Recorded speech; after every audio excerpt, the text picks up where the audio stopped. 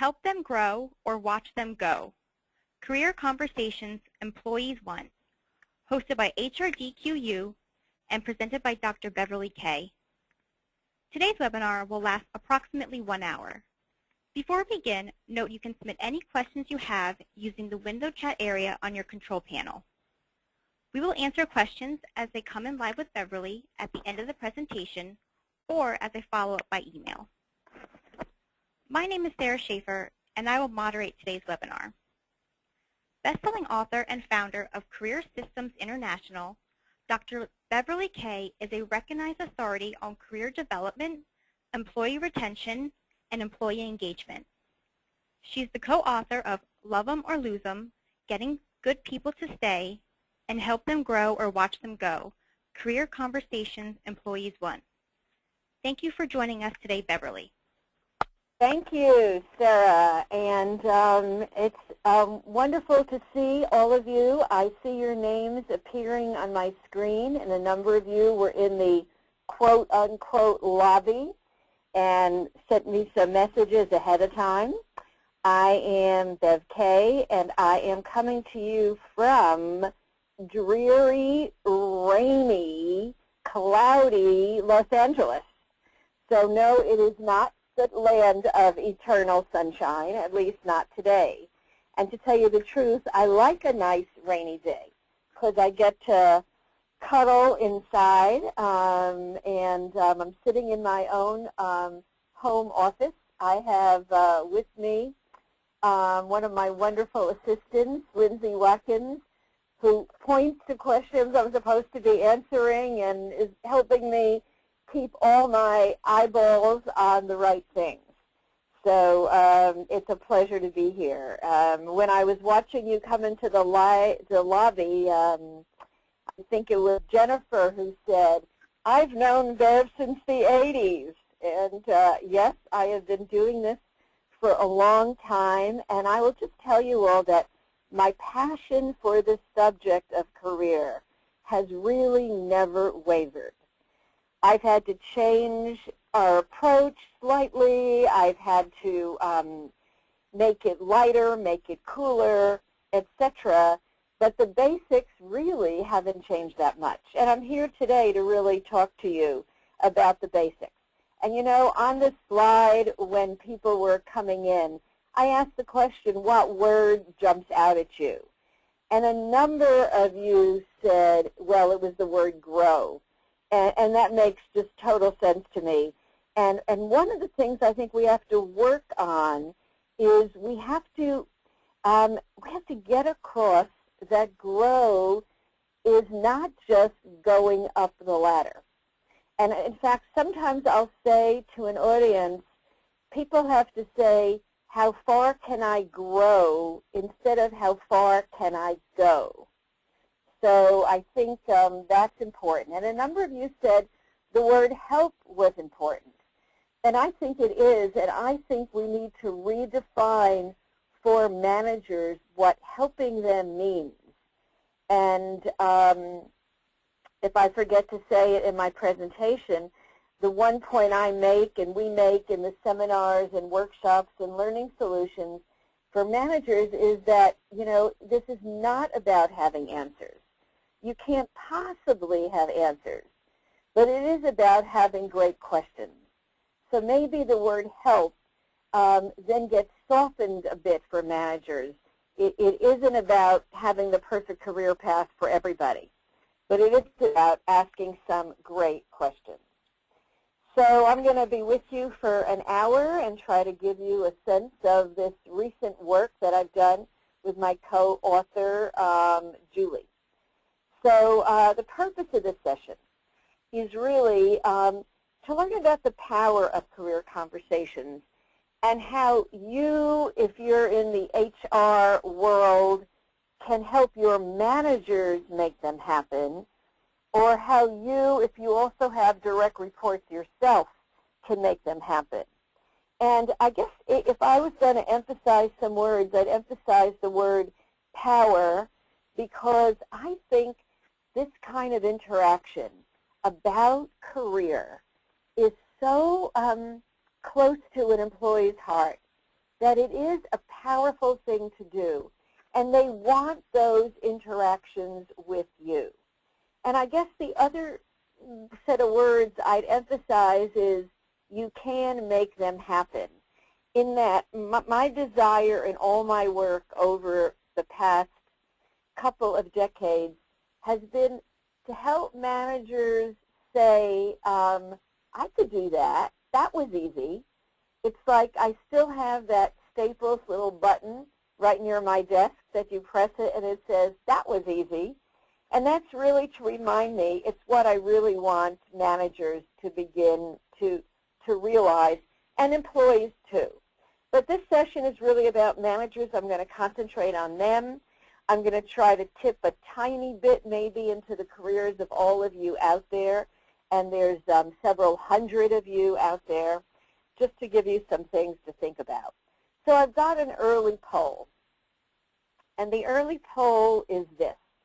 I just wonder whether or not you feel your managers are comfortable in having career conversations. Most of you have IDPs, and most of you have, and the scores are coming, have some kind of career conversation or dialogue that you want from your people. And it's rare that I see a great IDP written out by an individual. And a lot of the keynotes that I do in organizations, especially now, are around that IDP. And I see that 76% of you said, no way, our managers are not comfortable. And I'm going to talk a little bit about that. Only 25% of you agree that they are comfortable. And you know, right last night as I was getting ready for this, someone in my organization sent me a report that came out of Towers Watson. It was a report really on rewards, and they had a section on careers. And they did a big study, and one of their basic points was that managers are ill-equipped to handle key aspects of career management and development. And their report said only 33% of employers say managers are effective at this, and isn't that a shame? So you seem to agree, and what I wanted to do and Julie wanted to do with this book is somehow demystify the career responsibility for managers. So let me talk about the players in this, and give you an idea of three key players in the career development conversation, really. One is the individual employee, and yes, absolutely, they are the energy, they are the engine, they bring the spirit and the spark to these conversations. And every single organization website, when I look at the section on career, says employees, you own your own career. And yes, they do, absolutely they do, but not alone, not without help from the manager. And again, that word help with an asterisk, I talked about it earlier. So the employee has to do their homework. And I'll tell you, for the last 3+ decades, we've been showing employees how to own their own career and how to take responsibility for it through the learning solutions that we deliver in organizations. And we've been showing managers how to support the process. Again, not how to give the answer, but how to support the process, how to ask the right questions. And I think now we've got it down to almost a science, and the learning field has required us to deliver things quicker, faster, softer, in nanoseconds, if you will, and my own organization is learning how to do that. So the manager, it has an important role, and it is not tapping the employee on the shoulder and saying, time for your promotion. It is to provide perspective. It is to help employees discover, create, and think about what they want to do in the organization. And then there is, of course, and you all probably know this already, a role for the organization.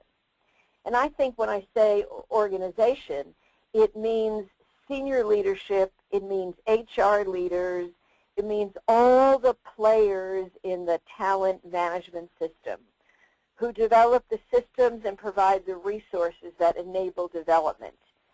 I think development relies on and is solidified with processes like competency identification, job posting, career mapping, learning development, org strategy, all of that.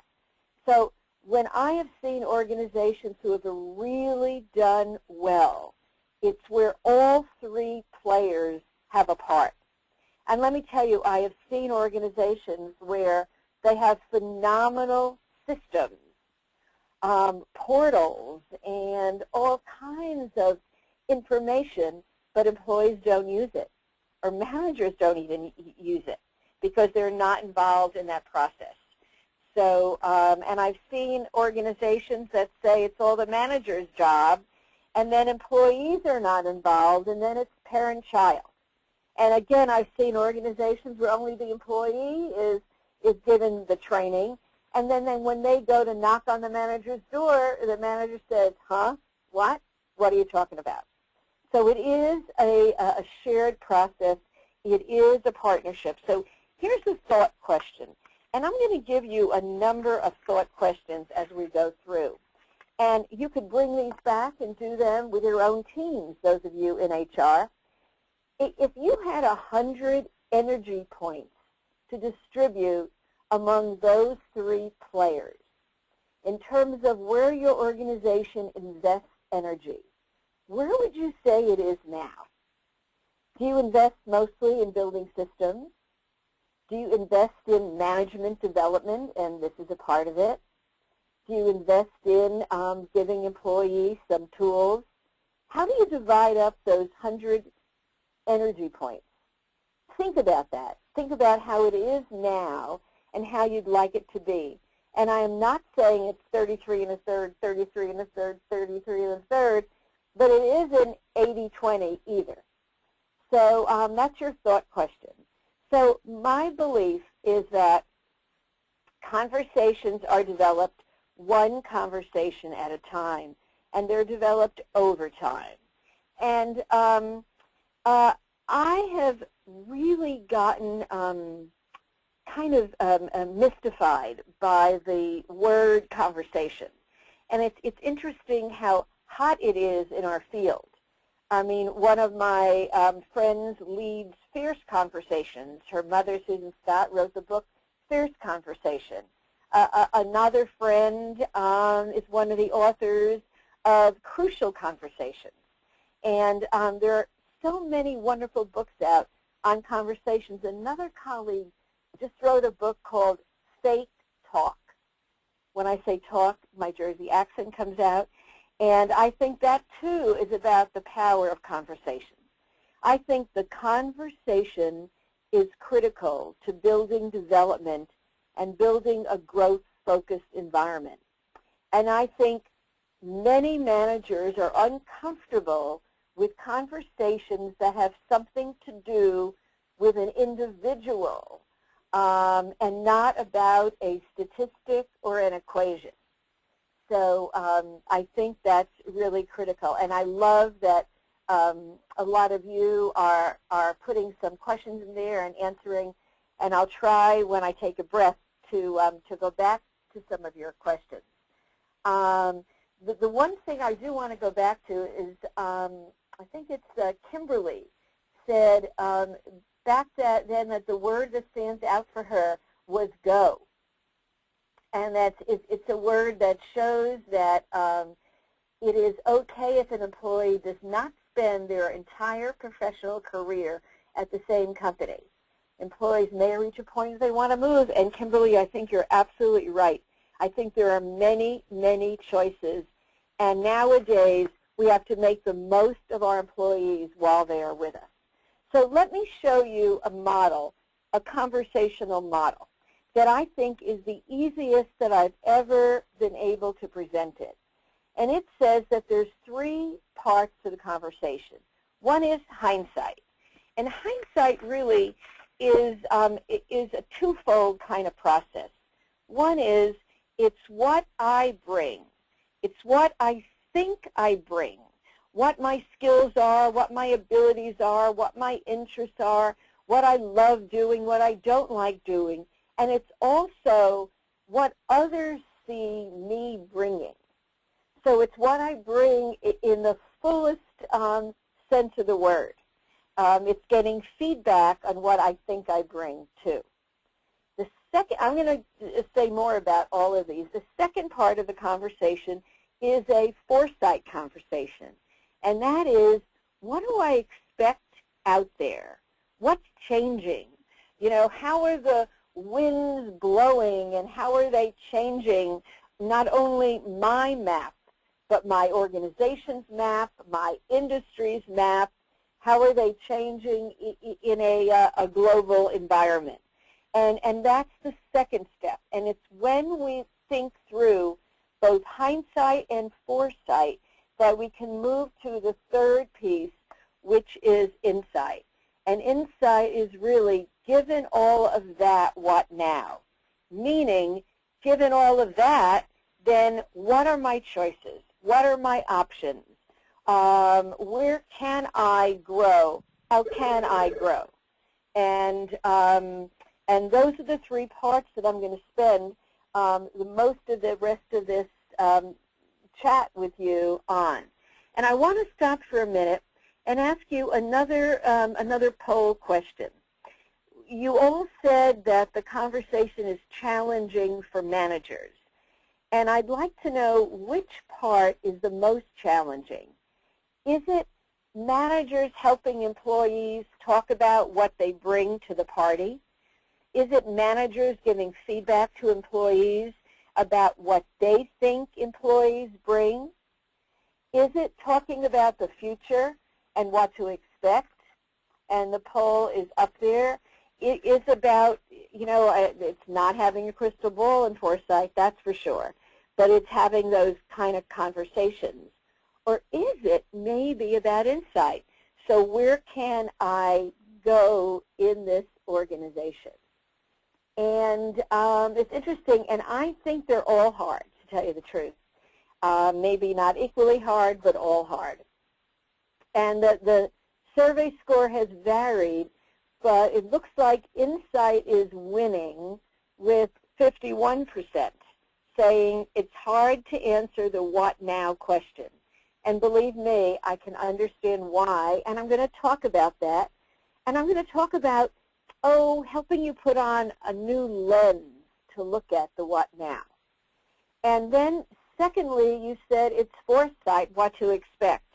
And my hunch is what may be going through many of your minds is, gosh, we don't have crystal balls, things are changing so much. They are changing a lot, but there are some things that we know are changing and have to be ready for. And only 15% of you said hindsight. And my experience in organizations and my experience of my own facilitators when they go out and they deliver our learning solutions is that people need help in hindsight too. They need help in articulating what it is they bring. And they need help in asking their career audience what it is they bring. So yeah, there's work to be done in all 3. So let me talk about those 3. But before I do, let me pose a setup. I think one thing that's key to these conversations, and it's another kind of favorite C word for me. Like those of you who know me know I love words that have the same letter that start with or rhyme, but it's not only is it conversations, it is curiosity. And I'm not sure enough has been written on curiosity. I certainly did my research on it, and Julie and I did when we started. And you know what's interesting is that I rarely see curiosity at any leadership competency list. And I think curiosity is key to many other competencies. And Julie and I wrote a few articles on that, and I'm glad to make those available. I think they're already on our website. And we write about it in the book too. So let me ask you to do a quick, kind of assessment on curiosity. It's another poll, and I'm just taking 5 aspects of curiosity. And I want to know where you think you, and this is for you, need the most work. Like, is it hard for you really to suspend judgment? Is it hard for you really to just, not have a formulated idea of what someone's going to say or do? Is it hard for you, maybe, just pick one, to not try to jump in and fix things immediately? Is it hard for you to say, I don't know, or I don't understand? Is it hard for you to go deeper when someone presents a problem? Or is it hard for you to let someone else take the lead in a conversation? And I'm seeing the scores come in, and I know some of you are saying, oh, it's all of those things. And if anyone out there is saying it's none of those things, I'd say check that out with your own career audience. And I'm watching the scores come in, and no surprise, over half of you said, boy, is it ever hard to let go of the need to fix it. Suspending judgment came in at number 2. Digging deeper, number 3. Saying I don't understand, not a lot. And following another person's lead, also not a lot. So I think these are just, again, it's a taste of what curiosity is all about. But let me tell you some ways to maybe go against that, again, in the shortest shorthand that I can deliver. So if you want to unlock your judgment, I'd say jettison your skeptic. And what I mean by that is that, be honest with yourself. How many words does somebody actually speak before you decided who they are, what they're like, and what they're trying to communicate? I think we have an epidemic of judgment and skepticism in our workplace. Curiosity and judgment cannot coexist. So you've got to suspend it. Letting go of the need to fix it, my advice would be gag your reflex, your fix-it reflex. And I think, most leaders get to where we are because we're good at solving problems. And we see it over and over again. I think this, when overused, can really extinguish curiosity. And it's holding back on the fixing until we give people a chance at least to describe the whole problem. We give them at least a chance to say, well, how would you fix it? And again, these are things you know, but we forget. Around the I don't understand, it is really about embracing ignorance. I think it truly takes a smart person to acknowledge that he or she doesn't know something. And that's what sets the stage for the greatest sharing, input, and learning. A lot of my work, a lot of my keynotes, my organization's work is done in some very high-tech organizations. It's very hard for a highly technical person to say, I don't know. And yet it's very important, especially around this conversation, to keep probing. The dig deeper, my words for that are to woo the cue. And what I mean by that really is double-click on it. Ask for more information. If somebody says, boy, I hate to have to do this task, instead of saying, it'll go fast, stick with it, maybe you have to ask what about it they most dislike. And following another person's lead, I think we have to, being curious is about being comfortable with what's not known. I think it's more than a skill. It really is a mindset issue. I think a real curious leader believes they can learn something from everyone, and that everyone is really interesting. So think about your own curiosity quotient. There's a little test in the book about it, but this is the essence of it, and I think it's really important. So let me see if I can give you some tips on each of those three aspects of the model. And the first is the idea of hindsight, and that is what you bring. And I see that a lot of you are adding some comments and things, and I will do my best to get back to you later on if I can't get back to you now on those comments, because we only have a small period of time. And I love that, Cynthia, you said it's not always hard to say I don't know, but it's difficult sometimes for others to hear I don't know. Cynthia, that is a great comment, because, you know, we expect our leaders maybe to have the answers. And so I think it's a real trust builder between leader-employee to use that I don't know. So I appreciate that. And I love that, Mike, you said, why aren't I sharing the PDF, the poll results? I thought they were shared. Now that I know, thank you, Mike, they're not shared, I will continue to read them off. Sorry, I wasn't aware of that. So let me talk about the importance of this skills, interests, and values. And I think that understanding another person's skills, interests, and values helps me understand their, I call it, person-job fit. And I think all too often we kind of make a skill fit when we bring someone on and when they're in their role, and we forget about their interest fit and their value fit. And I have seen, and I'll bet you have too, so many individuals who have a great skill fit and are bored silly using those skills, or effort at them so much that it doesn't feel good to use them.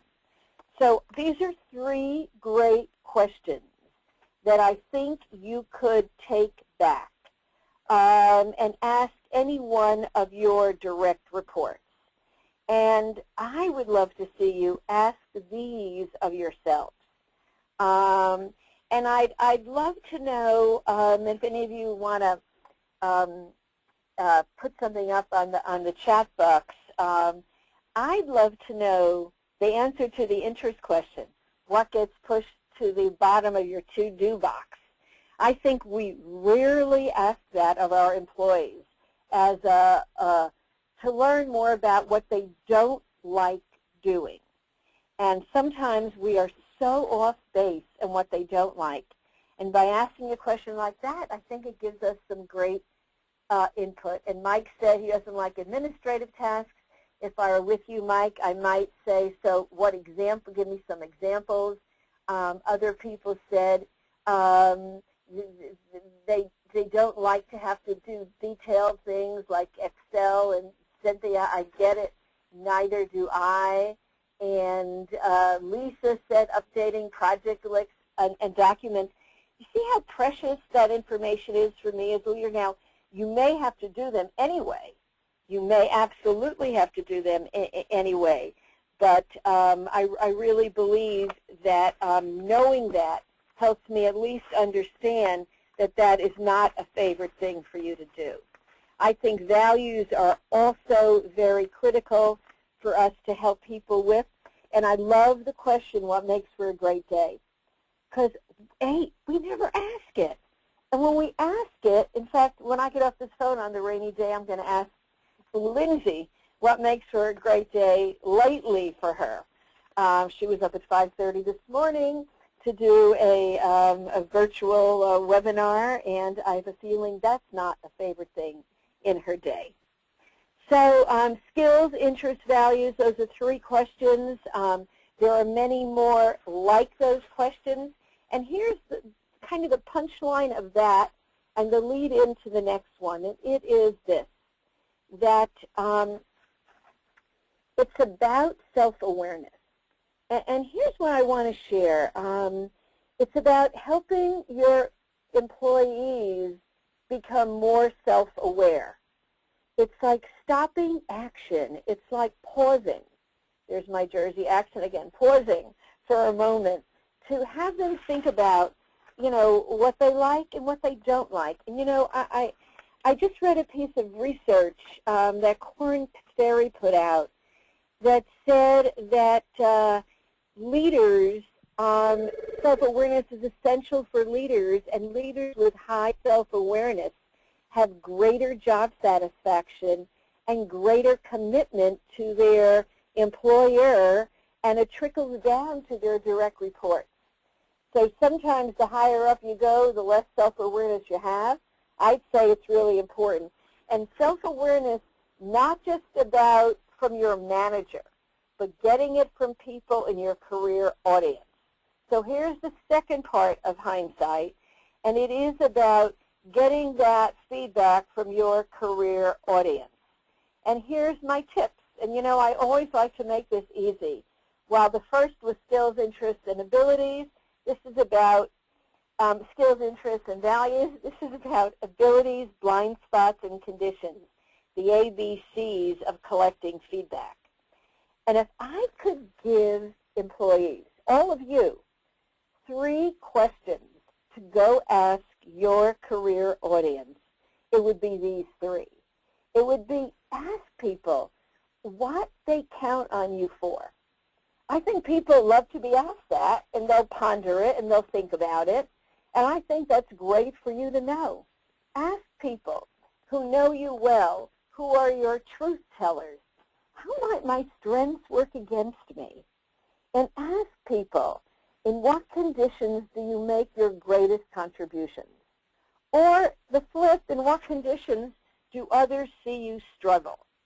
So my thought question for you is, could you answer these for your direct reports?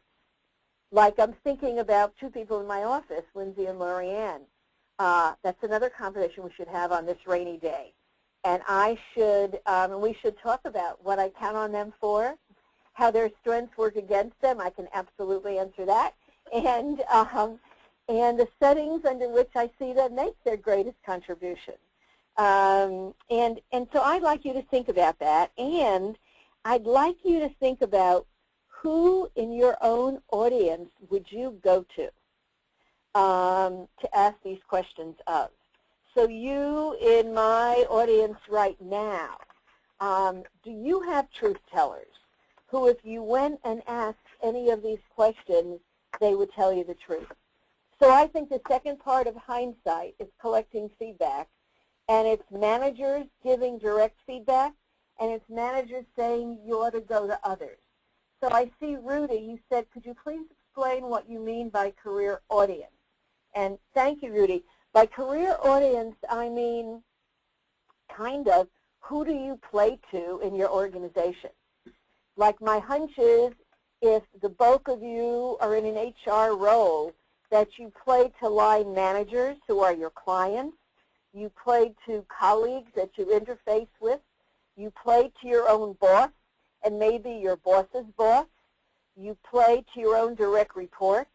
All of those people form a 360-degree constellation, and they are your partners.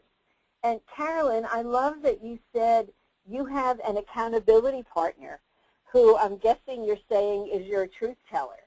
And I think, you know, that's right. And I think someone else said leadership is so afraid of turnover, they don't want to ask some tough questions.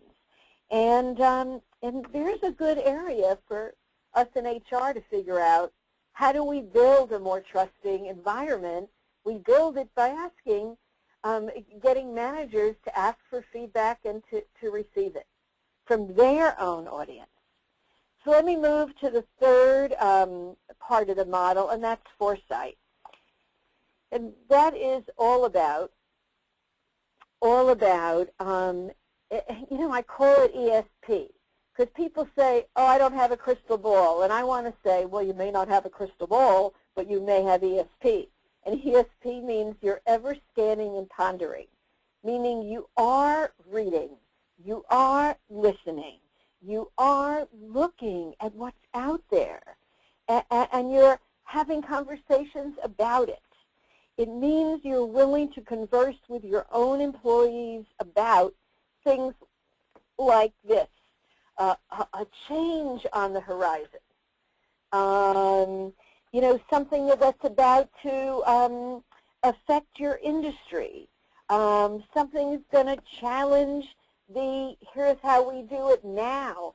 I think in the world of HR, in my own world of learning, boy, have we seen a lot of changes.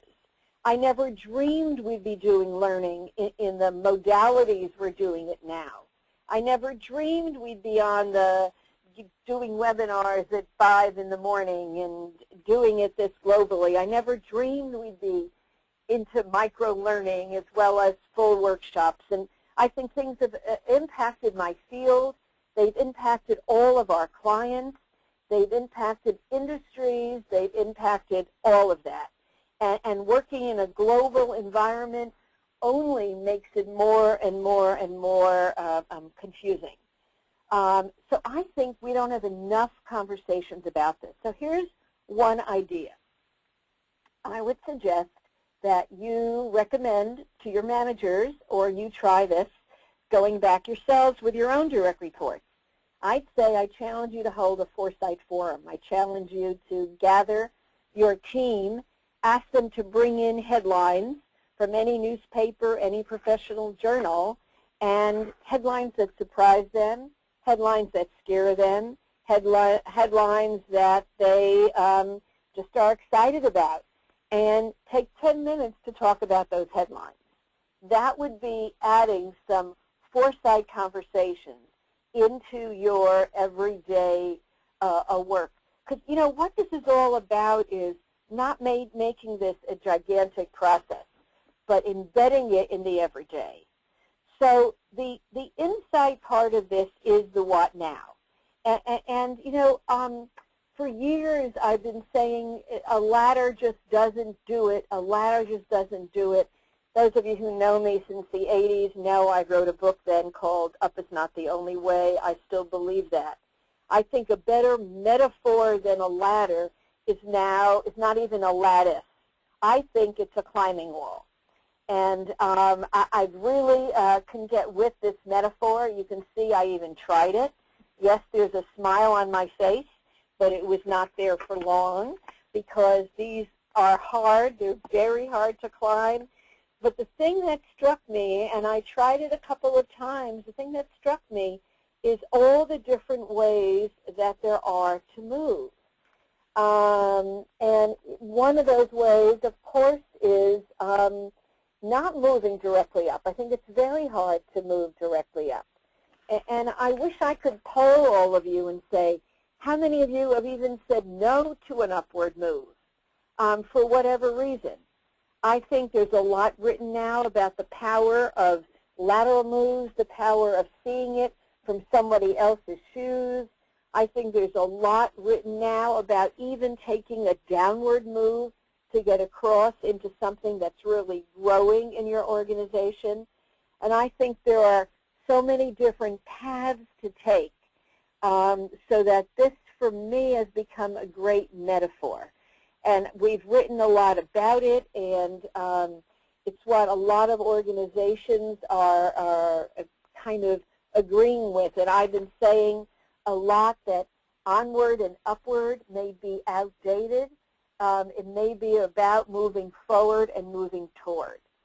And around that moving forward and moving toward, I still believe that growing in place is essential. So I leave you with some quick to-dos. Here's a way for you, right now for you in the audience, to think about growing in place. And what I put on the screen is a Wordle, a word cloud, and it's got a bunch of verbs in it. And all I want you to do for yourselves to see how maybe easy it is to get a conversation going is to look at one of those verbs and complete the sentence. Like, what could you strengthen? What could you challenge yourself to do more of? What might you learn? What might you cultivate? What might you sharpen? And it's what might you do now that would grow you on your current job and also prepare you for the future. And again, so many of you earlier said grow, grow, grow was the hot word. I think we have to make grow mean growing where you are, not just growing out of where you are into something else. So like I'll give you an example for me. I am very interested now in that research one because I'm interested in the connect between career health and your own health. Because I think if you're not happy where you are and what you're doing, it affects your health in just numerous ways. So I think this is the what of the grow where you are. What should I do? I think the how of what should I do is the 70-20-10 rule. That is, the how is, so how can I learn? How can I challenge? And it's how can I learn through experience, through trying something? How can I learn through exposure from working with someone else? And how can I learn from education, from getting some quick reading a quick book, getting on a quick webinar, etc. So you need the what and the how, and I think that is easier to do than we've really ever done. And I think we are not doing enough about growing in place. The sad thing is, and there are many, many clues and cues that come up all the time. And yes, Marlene, the slide deck will be distributed. So I think by HRDQ. If, in fact, you have the how and the what, then there is, so how do I make this operate in the day-to-day flow in my organization? How do I take advantage of it so it's not a big 1-hour thing I have to sit down and do? So here's my advice. I want you to watch for the clues and the cues. I want you to be curious about the clues and the cues that present themselves all the time, like a new project launches for a direct report. Do we say to that direct report, what do you hope you'll learn in the new project? Or what are you most fearful of that the new project is going to demand of you? Those are career development questions that get you into a great conversation. When a project ends, do we ever say, what did you learn from that? What do you wish you could do differently? If you could rewind the clock, how would you have approached it differently? All of those are opportunities for 1-minute, 2-minute, 3-minute career conversations that happen in the cut and throw of everyday life, even when things are going well. Stopping and saying, what was the best part of yesterday for you? And then, you know, asking a few more questions about what their answer was is a career conversation. And I think not enough of that is going on in our organizations. Instead, career development is getting pushed into a corner, and that corner is when, and all these things go out of the window. And I think career development gets pushed into a corner, and it's only done at IDP time. And I think IDP time has to be looked at again. And we've just written a great article on how the IDP needs to change and become more of a instead of an individual development plan, an iterative dialogue for possibilities.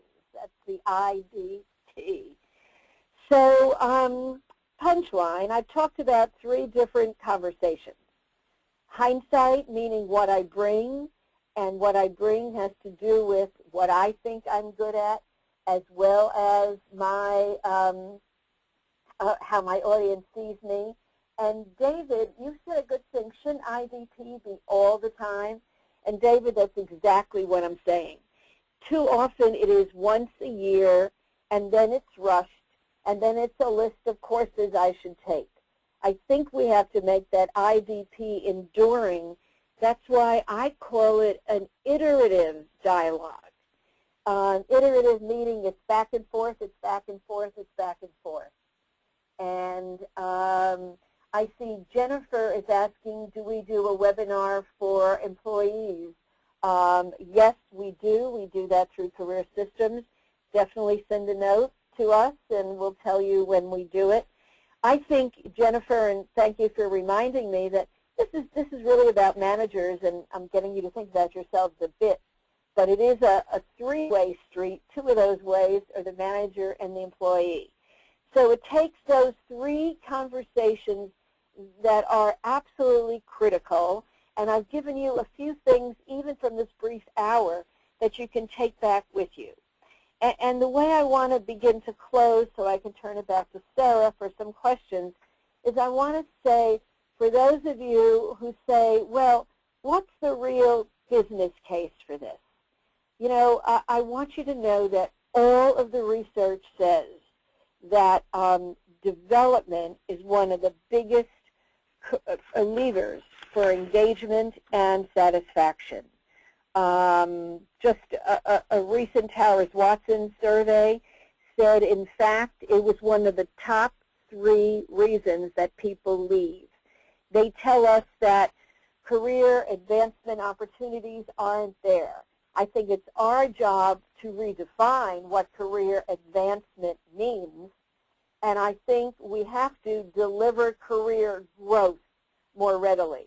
And I'd say if people are in the best place, not only does it drive engagement retention, it will drive innovation and productivity and all the other things that are critical. So before I turn it over to Sarah, here's my challenge for you. Just again, in the let's make it simple. I want you, today is Tuesday, I want you between now and the end of the week to pick 2 employees who you care about. I want you to ask them 2 questions. And I said I want you to do in the next 2 weeks. Okay, I'll give you 2 weeks. So, I think if you do that, you might get the hang that this is really easier than we think. And that's my whole intent, to say it's more important than we think, and it's easier than we think. And if you want to grow your individual businesses and your managers want to grow their units, their departments, their parts of the organization, they have to be very intentional about growing their people. So Sarah, over to you. All right, thank you so much. And for more information about Career Systems International, you can take a look at Bev's website at careersysteminternationals.com. Okay, and it seems that we do have time for Bev to answer some of your questions. So attendees, please send those in now. And while we wait for those questions to come in, let me tell you a little more about Bev's book. Help Them Grow or Watch Them Go identifies 3 broad types of conversations that will increase employees' awareness of their strengths, weaknesses, and interests. It points out where their organization and their industry are headed and help them pull all of that together to design their own up-to-the-minute, personalized career plans. Help Them Grow or Watch Them Go is filled with practical tips, guidelines, and templates, as well as nearly 100 suggested conversation questions. And then also, if you would like to learn more about us, check out HRDQ-U.com, and there you can register for our next webinars, as well as connect with us on social media.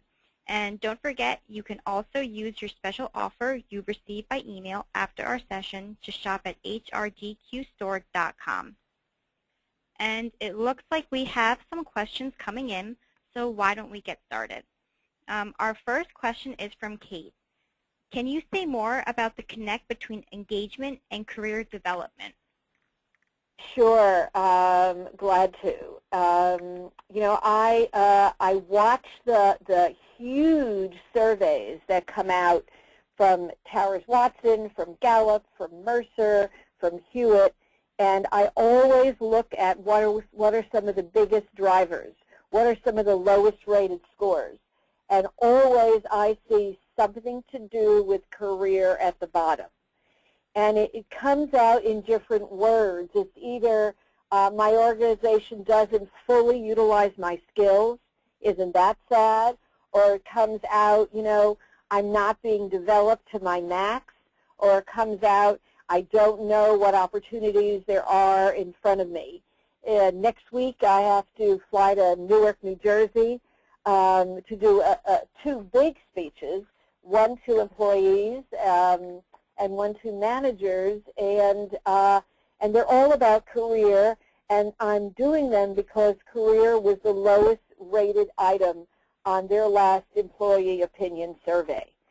So I think if I am in the right place and I feel supported by my manager, my engagement scores will go up. Okay, great. And our next question is from Melissa, and she asks, how do you get an employee to open up and engage in a development discussion? Some are apathetic and have no desire to stretch or think of career goals. Oh, my heavens. Good question, Melissa. You know, here it is. I learned, and I believe this even more now than ever, that employees need some help, some work, some great provocative questions to get them to think about what it is they want. Some assessment tools.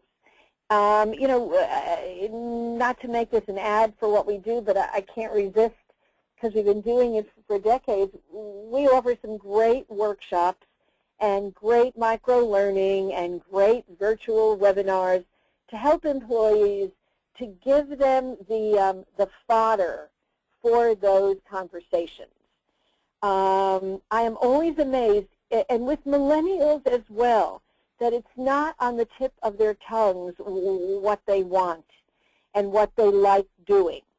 And I think we need to help them. And I think for those employees who are apathetic and who say, I'm comfortable right where I am, leave me alone, I'd say, uh-oh, trouble, because nowadays nobody can say, I'm comfortable, I just want to keep doing precisely what I'm doing because our world is changing so fast. So it's a combination of education, of some good conversations, and maybe not only do we hold managers accountable for the career conversation, we have to hold employees accountable for holding up their end of the conversation. Okay, great. And Mike wants to know, how do we keep our high potential teammates steady and in place when the job they are targeting may not be available for a long time? I think, again, Mike, and it's a good question, number one, we have to be careful that we never say to high pose, we promise you the next step. And I think sometimes we imply it, and sometimes we actually say, you're a high po, therefore you're going to be X, because nowadays we can't promise any of that. And I think even with a high po, they have to see how they can grow in place. And if we know how they need to grow and we start that growing in place and we give them feedback and we respect them and value them, I think they will not, that terrible disappointment, I'm not moving, we have a chance of maybe eating away at it. Okay, perfect. And this one is from Margaret, and she wants to know, what do you believe the supervisor role to be in regards to mentoring? You know, it's interesting, Margaret. I've done a lot of work on mentoring, written a lot of articles on it. We even offer mentoring is part of our learning solutions, I think every manager is a mentor of sorts, maybe with a small m instead of a capital M. Because mentor really means, you know, I coach, I listen, I advise, I connect you, you know, I tell you the truth. So those aspects of mentoring are the same as a mentor who might be in another area, therefore able to connect you wider or deeper or broader. So in my book, every manager does some mentoring along with everything else that they do as a good manager. Okay, great. And this question is from Lisa, and she asks, how do you suggest helping managers who are afraid to have these conversations for fear that their best folks will grow and then go? Oh, you're so right, and I love that you use grow and go. And, you know, I would say if you don't have these conversations, your best people are going to go to grow somewhere else. And, you know, I think it has to do, it's a great question, with growing talent for the sake of the enterprise. And maybe those of you who are HR specialists and line leaders have to think more about that, because the talent doesn't belong, nor is it owned by any one manager. It is about growing talent for the enterprise. And I'll tell you from my many years of work around engagement, you know, for the Love 'em or Lose 'em book, we have seen so many people say, I left the enterprise. I would have wanted to stay, but I felt my manager had, you know, shackles on me. In other words, my manager was kind of hoarding my talent. So, so I had to leave to be free of that.